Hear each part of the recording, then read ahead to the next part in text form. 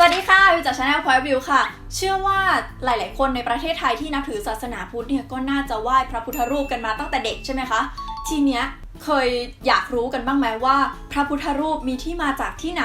ทำไมอยู่ดีๆเราถึงมีพระพุทธรูปเกิดขึ้นมาค่ะเพราะเราก็เคยได้ยินใช่ไหมคะคนที่ออกมาเถียงต่างๆนานาบอกว่าเฮ้ยตั้งแต่สมัยพระพุทธเจ้าในพระไตรปิฎกต่างๆไม่เคยมีกำหนดเรื่องพระพุทธรูปเลย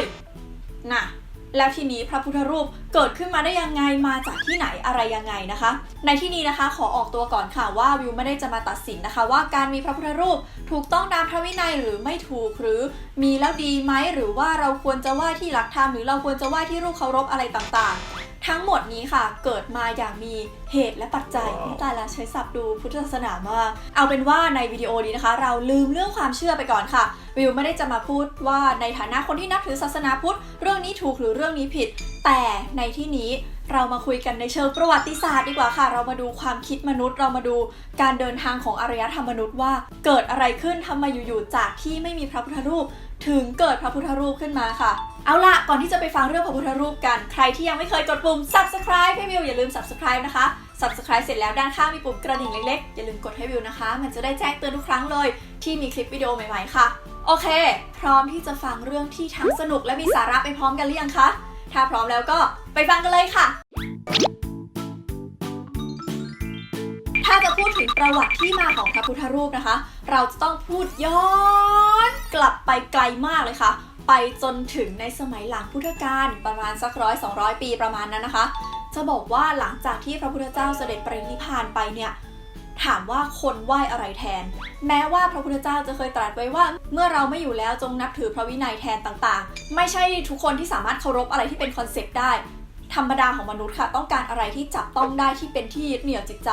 ดังนั้นก็เลยเกิดสัญลักษณ์แทนตัวของพระพุทธเจ้าขึ้นมามากมายเลยนะคะคนเหล่านั้นนะคะก็สร้างของขึ้นมาหลากหลายเลยเพื่อเอามาไหว้แทนพระพุทธเจ้านะคะไม่ว่าจะเป็น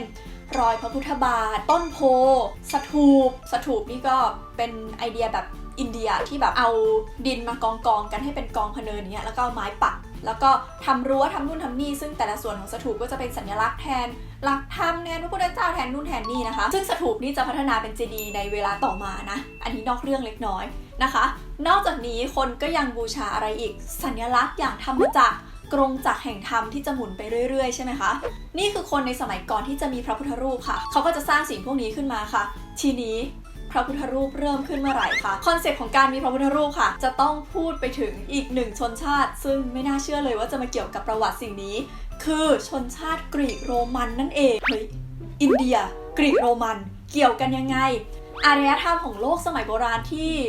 ดังๆเนี่ยเราสามารถยกตัวอย่างขึ้นมาได้ทั้งหมด5ที่ด้วยกันใช่ไหมคะได้แก่1เมโสโปเตเมีย2กรีกโรมัน3อียิปต์4อินเดียและ5จีนนั่นเองค่ะเมื่อเป็นแหล่งอารยธรรมสมัยโบราณด้วยกันเนี่ยแม้ว่าจะอยู่คนละอารยธรรมก็ตามแต่มันต้องมีการเกี่ยวข้องสัมพันธ์กันในรูปแบบใดรูปแบบหนึ่งแน่นอนไม่ว่าจะเป็นเคยค้าขายด้วยกันเคยรบกันเคยแลกเปลี่ยนความรู้ต่างๆค่ะเช่นเดียวกันเลยอารยธรรมอินเดียในที่นี้กับอารยธรรมกรีกโรมันก็สัมพันธ์กันผ่านการทำสงครามนั่นเองคือ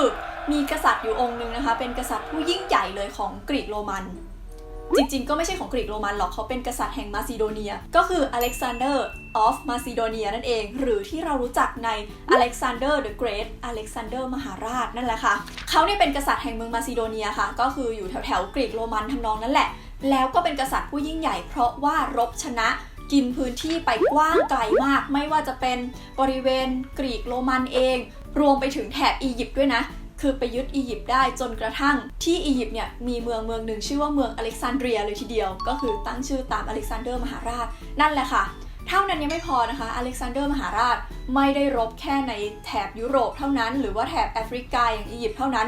แต่แผ่อำนาจมาไกลถึงอินเดียด้วยนะคะคืออเล็กซานเดอร์เนี่ยก็เข้ามายึดอยู่แถบอินเดียตะวันตกเฉียงเหนือหรือบริเวณที่เป็นปากีสถานปัจจุบันนะซึ่งการเข้ามารบการเข้ามาอะไรแบบนี้นะคะแน่นอนว่าจะต้องทิ้งอารยธรรมบางอย่างเอาไว้ที่อินเดียค่ะเพราะว่าเริ่มมีการติดต่อสัมพันธ์กันแล้วไงก็อารมณ์เหมือนกับว่าอยู่ดีๆเราก็เจอ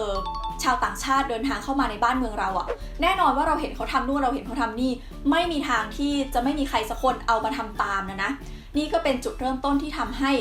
อารยธรรมกรีกโรมันเนี่ยค่อยๆแพร่เข้ามาในอินเดียบ้างบางส่วน แต่ก็ยังไม่ถึงขั้นที่จะมีพระพุทธรูปค่ะในสมัยนั้นเราก็จะเห็นว่าแถบอินเดียเนี่ยจะเริ่มมีอะไรที่เป็นกรีกๆบ้างเช่นเหรียญทองที่สลักเป็นภาษากรีกบ้างอะไรบ้างเล็กๆน้อยๆค่ะและแน่นอนว่าแม้ว่าอเล็กซานเดอร์มหาราชจะออกจากอินเดียไปแล้วแต่เขาก็ยังทิ้งอะไรไว้มากมายจนกระทั่งค่ะมีกษัตริย์สำคัญอีก1 องค์ด้วยการที่เข้ามายึดอินเดียเช่นเดียวกันและไม่ใช่กรีกโรมันแท้จ๋าแบบเดินทางมาจากกรุงโรมนะคะแต่ว่ากษัตริย์องค์นี้ค่ะประสูติในครอบครัวชาวกรีกที่บริเวณแถบอัฟกานิสถานอะไรทำนองนั้นนะซึ่งตอนนั้นก็ยังอยู่ในอิทธิพลของกรีกโรมันทำนองนั้นกษัตริย์องค์นี้นะคะชื่อว่าพระเจ้าเมนันเดอร์มหาราชซึ่งกษัตริย์องค์นี้นะคะก็เป็นกษัตริย์ผู้ยิ่งใหญ่อีกองค์หนึ่งซึ่งเข้ามายึดครองดินแดนบริเวณอินเดียมากมายเลยและจริงๆแล้วหลายคนคุ้นกับชื่อกษัตริย์องค์นี้แต่ไม่รู้เพราะว่าดันไปรู้จักในชื่อที่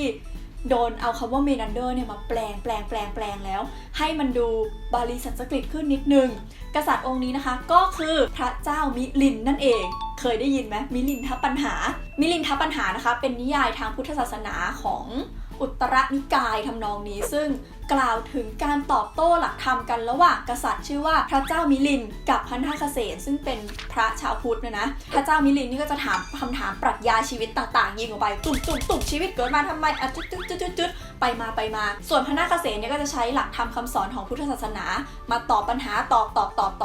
ต่อไปค่ะจนในที่สุดพระเจ้ามิลินซึ่งเดิมไม่ได้นับถือศาสนาพุทธเนี่ยก็หันมานับถือศาสนาพุทธแทนอันเนี้ยฟังดูเป็นนิทานชาดกมากเลยแต่ถ้าเราย้อนกลับไปที่เมนันเดอร์มหาราชจะเห็นว่าเมนันเดอร์เป็นใครเป็นชาวกรีกแล้วชาวกรีกชอบทำอะไรชอบถามคำถามปรัชญาใช่ไหมคะจะเห็นว่าพวกอริสโตเติลโสเครติสต่างๆที่เป็นนักปรัชญาชาวกรีกนี่มีเยอะแยะชาวกรีกชอบถามปรัชญามากๆพระเจ้าเมนันเดอร์นี่ก็เช่นกันดังนั้นการถามปัญหาให้พันธคเษนนี่ก็เป็นสไตล์กรีกนั่นแหละแต่สุดท้ายแล้วทั้งนี้ทั้งนั้นนะคะหลังจากที่ไม่ว่าจะเถียงกันหรือว่าจะหันมาเลื่อมใสหรืออะไรก็ตามสุดท้ายแล้วพระเจ้าเมนันเดอร์มหาราชก็เปลี่ยนจากการนับถือเทพีอเธนามานับถือศาสนาพุทธในที่สุดค่ะซึ่งจริงๆแล้วเทพีอเธนานี่ก็ก่อเรื่องไว้มากพอสมควรนะวิวเพิ่งเล่าไปในซีรีส์ดราม่าระดับเทพถ้าใครอยากฟังก็ไปดูได้ทั้งนี้เลยนะคะจากเรื่องของพระเจ้าเมนันเดอร์เนี่ยจะเห็นว่าเราเริ่มมีกษัตริย์ผู้ปกครองดินแดนอินเดียซึ่งนับถือพุทธศาสนาแล้วใช่ไหมคะแต่พระพุทธรูปยังไม่เกิดในยุคนี้ค่ะแม้ว่าจะเริ่มมีหลักฐานทางประวัติศาสตร์ต่างๆมากมายที่แบบชี้ให้เห็นแล้วว่าโหยกษัตริย์องค์นี้นับถือพุทธนะคือชาวกรีกชอบสร้างเหรียญทองใช่ไหมส่วนใหญ่ประวัติศาสตร์พวกกรีกโรมันและอินเดียเราจะเห็นได้จากเหรียญทองสลักนี่แหละค่ะซึ่งเหรียญทองในสมัยพระเจ้าเมนันเดอร์เนี่ยนอกจากจะมีเขียนภาษากรีกไว้ว่าของเมนันเดอร์เองจ้าเนี่ยบางรูปตอนแรกๆก็จะเป็นรูปเทพีเอเธนาเป็นรูปกษัตริย์เป็นรูปนู้นรูปนี้แต่ตอนท้ายๆเนี่ยเราจะเริ่มเห็นรูปธรรมจักรปรากฏอยู่ในนี้แล้วก็เห็นได้ชัดว่าโอเคพระองค์หันมานับถือศาสนาพุทธแล้วจ้าแต่พระพุทธรูปมาเกิดจริงๆแล้วเนี่ยนะคะในสมัยของกษัตริย์อีกพระองค์หนึ่งค่ะซึ่งเป็นกษัตริย์องค์สำคัญของพุทธศาสนานะชื่อว่าพระเจ้ากนิษกะแห่งราชวงศ์กุสานะนั่นเองค่ะจริงๆแล้วสมัยของพระเจ้ากนิษกะนี่เกิดอะไรที่สำคัญขึ้นเยอะมากๆเลยนะคะในประวัติศาสตร์อินเดียซึ่งไว้วันหลังจะมาเล่าให้ฟังค่ะรวมไปถึงเหตุการณ์การสังคายนาพระไตรปิฎกฉบับหนึ่งด้วยในสมัยของพระเจ้ากนิษกะนี่แหละแต่ว่าการสังคายนาครั้งนี้จะไม่ใช่สังคายนาในนิกายพุทธเถรวาทนะแต่จะเป็นอุตรนิกายนะคะก็คือนิกายของฝ่ายเหนือมากมายที่เรารู้จักกันในนามมหายานนั่นแหละค่ะคือในสมัยของพระเจ้ากนิษกะเนี่ยนะคะอยู่ดีๆก็เกิดการสร้างพระพุทธรูปขึ้นมาค่ะทีนี้ถามว่าเดิมเนี่ยคนไม่เคยสร้างพระพุทธเจ้าในฐานะรูปเคารพเลยแล้วอยู่ๆไปคิดอะไรทำไมถึงสร้างพระพุทธรูปขึ้นมานี่คือสาเหตุที่วิวต้องร่ายยาวถึงอิทธิพลกรีกโรมันที่ผ่านมาค่ะเพราะพระพุทธรูปในสมัยแรกได้รับอิทธิพลจากกรีกโรมันเต็ม 100% เลยถ้าเราดูรูปของพระพุทธรูปสมัยแรกนะคะจะเห็นว่าหน้าตาจะดูเป็นคนกรีกมากๆเพราะว่าพระพุทธรูปในสมัยแรกเนี่ยถ้าดูจะเห็นว่าเส้นผมเนี่ยเป็นเส้นผมเลยหยิกลอนปลึกเส้นตาเส้นนู้นเส้นนี้ซึ่งเขาว่ากันว่าพระพุทธรูปในสมัยแรกเนี่ยได้รับอิทธิพลมาจากรูปปั้นเทพเจ้าแบบกรีกโรมันโดยเฉพาะเทพอพอลโลนั่นเองค่ะซึ่งเราเรียกพระพุทธรูปลักษณะแบบนี้นะคะไว้ว่าศิลปะแบบคันธาระค่ะคือทั้งหมดเนี่ยเกิดขึ้นในแคว้นคันธาระของอินเดียนะพระพุทธรูปศิลปะแบบคันธาระเนี่ยนะคะจะมีลักษณะเด่นคือดูเป็นมนุษย์สมจริงมากจะเห็นว่าเส้นผมของพระองค์เส้นพระเกศาเนี่ยจะไม่ได้เป็นขดก้นหอยไม่ได้เป็นอะไรเลยแต่ว่ามีลักษณะเป็นเส้นผมที่แบบพลิ้วไหวด้านบนเนี่ยที่ปกติดูงงๆว่าเป็นอวัยวะส่วนไหนก็กลายเป็นมวยผมส่วนจีวรต่างๆก็จะเห็นว่าเป็นผ้าเนี่ยพลิ้วไหวเหมือนรูปปั้นกรีกโรมันเลยนะคะนี่ก็คือพระพุทธรูปศิลปะคันธาระซึ่งเป็นพระพุทธรูปแบบแรกของโลกใบนี้ค่ะ และหลังจากนั้นเนี่ยอันนี้คือได้รับอิทธิพลจากภายนอกใช่ไหมเป็นพระพุทธรูปแบบกรีกหลังจากนั้นพระพุทธรูปก็จะมีการพัฒนาลักษณะทางศิลปะไปเรื่อยๆค่ะไม่ว่าจะเป็น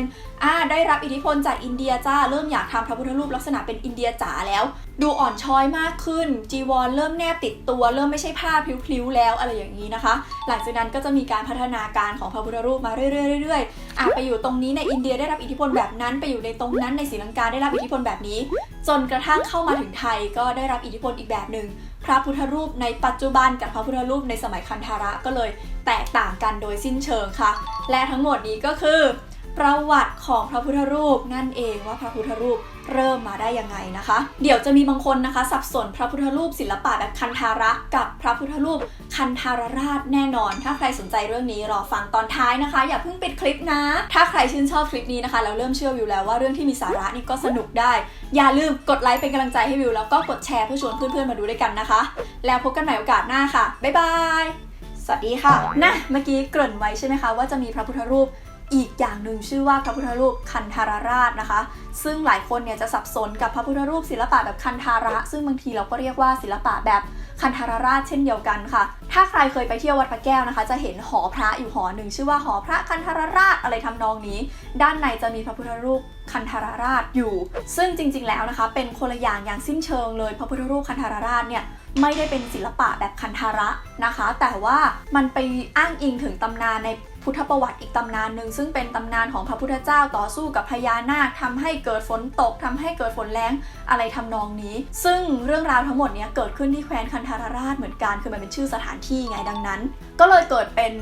พระพุทธรูปคันธารราชแบบที่อยู่ในวัดพระแก้วขึ้นมาซึ่งอันนี้จะเป็นชื่อปางพระไม่ใช่ชื่อรูปแบบศิลปะนะคะก็จะแตกต่างกันไปค่ะหวังว่าจะไม่สับสนกันนะคะแล้วพบกันใหม่นะจ๊ะบาย